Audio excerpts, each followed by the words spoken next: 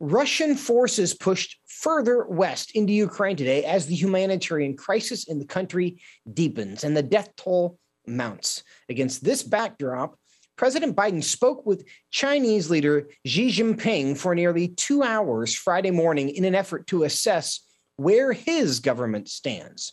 And following the call, China's foreign ministry released a statement that seemed to indicate no change in their position had happened. And joining us now by phone to discuss the latest news from today is Charlie Spiering, who's the White House correspondent at Breitbart News. Charlie, welcome back to Washington Watch. Hey, thanks for having me. Well, we're glad to have you.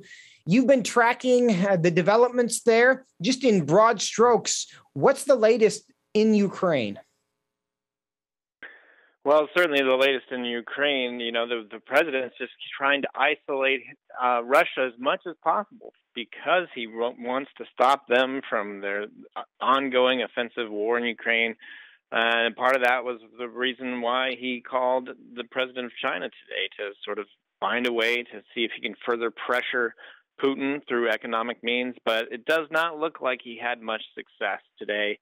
As it took quite a while for Washington to come up with a statement about the call, but it does not seem to. But the Chinese president does not seem to be interested in sort of joining this economic war against Russia. Well, I want to talk about that. Jen Psaki has already talked about this a little bit. She was asked why President Biden didn't make any specific requests of China.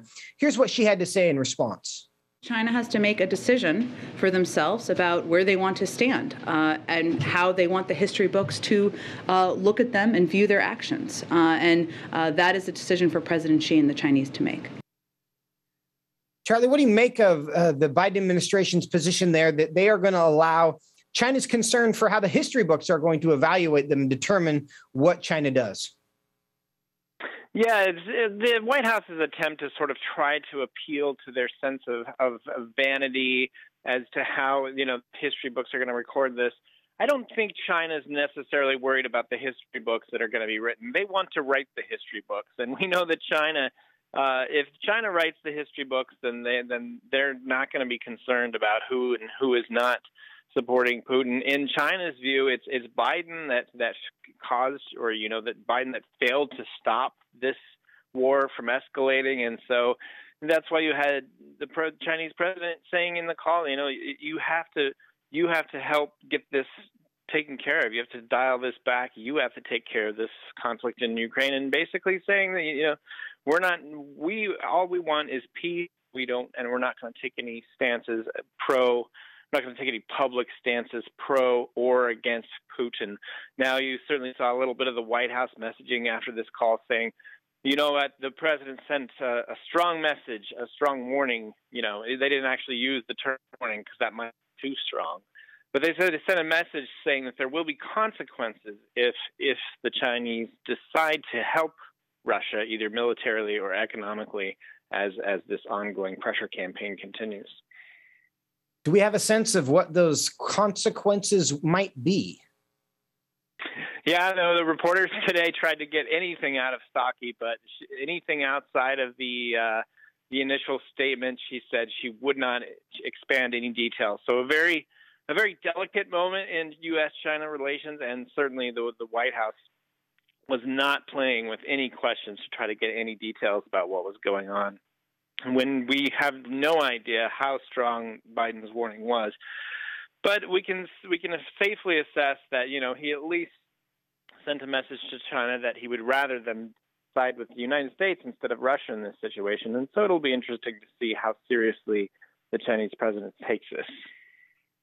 Charlie, do you have a sense of what the Biden administration would like China to do? And the second part of that is, do you have any sense that China really has leverage to stop Russia's actions if they decided they wanted to? Well, certainly if China wanted to take an aggressive public stance against what Russia is doing, they have the opportunity to do that, and they could stand up and condemn, join the Western world in condemning Putin's ongoing war in Ukraine. And certainly with Biden, he wants to see them do that, but it's very unclear whether anything has changed as far as this ongoing conversation. Obviously, the Biden White House would like to think that the president moved the needle today with his call. 110 minutes.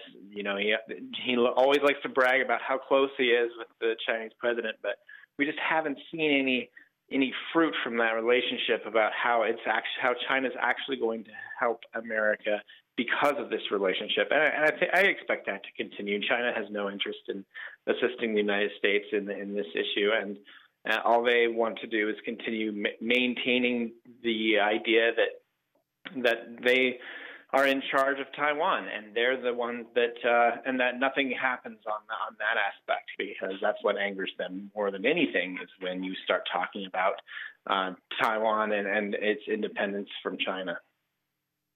Charlie Spiering, Breitbart News, thank you so much for your time today. Greatly appreciate it. You bet. Thanks for having me.